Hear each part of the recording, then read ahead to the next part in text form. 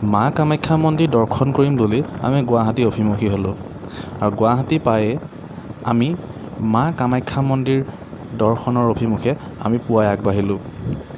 মা কামাখ্যা মন্দিৰ আপোনালোক সকলোৱে জানে যে নীলাচল পাহাৰৰ একেবাৰে ওপৰত অৱস্থিত। আমি সেই নীলাচল পাহাৰৰ একেবাৰে আমি তলৰ যি গেট আছে সেই গেটত আমি পালোঁগৈ আৰু সেই গেটৰ তলতে মা কামাখ্যা মন্দিৰৰ ওপৰলৈ যাবৰ কাৰণে সৰু সৰু অটো, মাৰুতি ভেন আৰু বিভিন্ন ধৰণৰ সৰু সৰু গাড়ী তাত আমি দেখিবলৈ পালোঁ আৰু তাৰ পৰাই আমি এখন অটো বুক কৰিলোঁ আৰু লাহে লাহে আমি নীলাচল পাহাৰৰ খুব ধুনীয়া সেই সৌন্দৰ্যতাৰ মাজেৰে মা কামাখ্যাক দৰ্শন কৰিম বুলি লাহে লাহে পাহাৰৰ ওপৰলৈ আমি লাহে লাহে উঠি গ'লোঁ। আজি আপোনালোকক মই এই মা কামাখ্যা মন্দিৰৰ বিষয়ে এক ৰহস্যৰ বিষয়ে আপোনালোকক জনাম। এতিয়া যিহেতু খুব ধুনীয়া ৰাস্তা আমি আহি দেখিবলৈ পাইছোঁ মা কামাখ্যা মন্দিৰ দৰ্শন কৰিবলৈ, কিন্তু মা কামাখ্যা মন্দিৰ দৰ্শন কৰিবৰ কাৰণে আগতে এনেকুৱা ধুনীয়া ৰাস্তা নাছিল।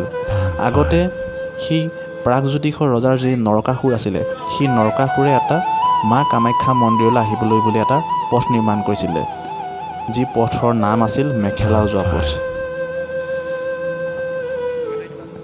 আমি এতিয়া মা কামাখ্যা মন্দিৰৰ যি মূল প্ৰৱেশদ্বাৰ পালোঁহি। সেই প্ৰৱেশদ্বাৰত আমি প্ৰৱেশ কৰিয়েই তাৰ দোকানৰ পৰাই আমি মা কামাখ্যাক দৰ্শন কৰিবলৈ যিহেতু আহিছোঁ, সেয়েহে তাৰ পৰাই আমি এখন শৰাই ল'লোঁ আৰু সেই শৰাইখন লৈ আমি মা কামাখ্যা মন্দিৰ দৰ্শন কৰিম বুলি লাহে লাহে মন্দিৰৰ ভিতৰৰ ফালে আগবাঢ়িলোঁ।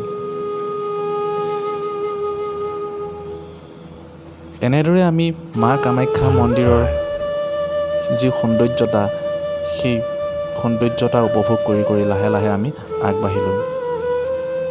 কিন্তু আমি অলপ দূৰ গৈ গম পালোঁ যে মা কামাখ্যা মন্দিৰলৈ প্ৰৱেশ কৰাৰ যি সন্মুখভাগৰ যি গেট, সেই গেট বন্ধ কৰা আছিল। সেই গেটেৰে আমাক প্ৰৱেশ কৰিবলৈ অনুমতি প্ৰদান কৰা নাছিল। এই বাধা আছিল কেৱল সেই মহামাৰী কৰোণাৰ কাৰণে আৰু তাৰ পৰাই সোঁফালে থকা এটা পথেৰে আমাক আগবাঢ়ি যাবলৈ ক'লে।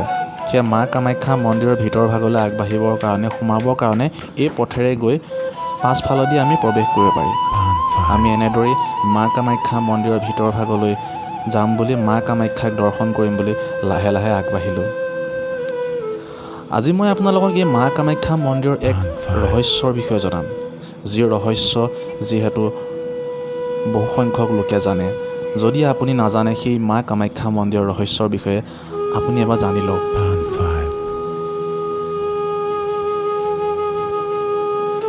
নৰকাসুৰ নামেৰে এজন প্ৰাগজ্যোতিষৰ ৰজা আছিল। সেই ৰজাই মা কামাখ্যাক পূজা কৰিছিল, কিন্তু সেই নৰকাসুৰে মা কামাখ্যাৰ ৰূপত ভুল গৈ মা কামাখ্যাক বিয়া কৰাৰ প্ৰস্তাৱ দিছিল। কিন্তু মায়ে তেওঁৰ লগত বিয়াৰ প্ৰস্তাৱ ৰখাৰ পূৰ্বেই তেওঁক এটা চৰ্ত বান্ধি দিছিল যে তেওঁক বিয়া কৰাবলৈ হ'লে মন্দিৰৰ বাবে এক ৰাস্তা এক ৰাতিৰ ভিতৰতে নিৰ্মাণ কৰিব লাগিব। যিহেতু তেওঁৰ ৰজা, সেইবাবে তেওঁৰ যিমানবিলাক পালি পহৰীয়া আছিলে, সেই ৰাস্তাটো নিৰ্মাণ কৰিবৰ কাৰণে, একে ৰাতিৰ ভিতৰত নিৰ্মাণ কৰিবৰ কাৰণে সকলো পালি পহৰীয়া চবকে লগাই দিলে। গোটেই ৰাতি তেওঁলোকে কাম কৰি আছে। মায়ে দেখিলে, কামাখ্যা মায়ে দেখিলে যে ৰাস্তাটো নিৰ্মাণ হ'বলৈ আৰু বৰ বেছি সময় নাই। সেইবাবে মা কামাখ্যাই কি কৰিলে, এটা কুকুৰা কিনি আনিলে আৰু সেই কুকুৰাটো ৰাতিপুৱাৰ আগতেই, যিহেতু কুকুৰাই ৰাতিপুৱা বৰ আগতে ডাক দিয়ে, সেইকাৰণে সেই ৰাস্তাটো নিৰ্মাণ হোৱাৰ আগতেই আধা ৰাতিতে কুকুৰাটো আনি ডাক দিয়ালে। তেতিয়া নৰকাসুৰে ভাবিলে যে ৰাতিপুৱালে মই আৰু মা কামাখ্যাৰ চৰ্ত ৰাখিব নোৱাৰিলোঁ, গতিকে তেনেকৈয়ে মা কামাখ্যাৰ চৰ্ত ৰাখিব নোৱাৰিলোঁ বুলি ভাবি তেওঁৰ লগত সেই বিয়া প্ৰস্তাৱৰ চৰ্ত ৰাখিব নোৱাৰিলে। গতিকে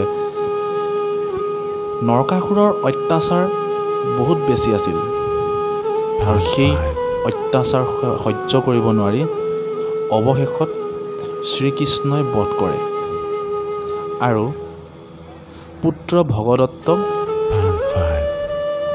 প্ৰাগজ্যোতিষৰ ৰজা পাতে। সঁচাকৈ আচৰিত। সেই যে মই আপোনালোকক ক'লোঁ এটা মেখেলা উজোৱা পথ বুলি, সেই পথটোৱে আছিল মা কামাখ্যাই বান্ধি দিয়া চৰ্তৰ সাপেক্ষে নিৰ্মাণ কৰিছিল প্ৰাগজ্যোতিষৰ ৰজা নৰকাসুৰে। সঁচাকৈ ভাবিলে আচৰিত লাগে। এনেকুৱা আৰু বহুত কাহিনী আছে নৰকাসুৰৰ।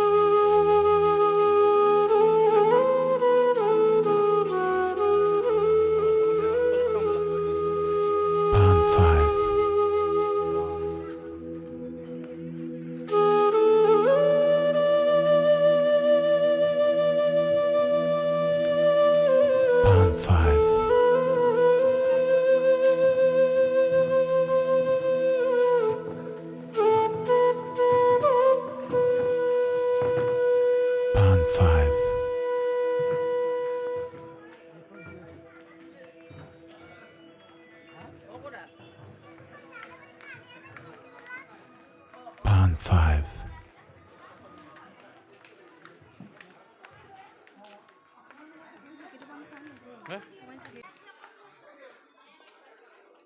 Band 5. এনেকুৱা চাকি আছে নে এনেকুৱা দেখিবলৈ নহয়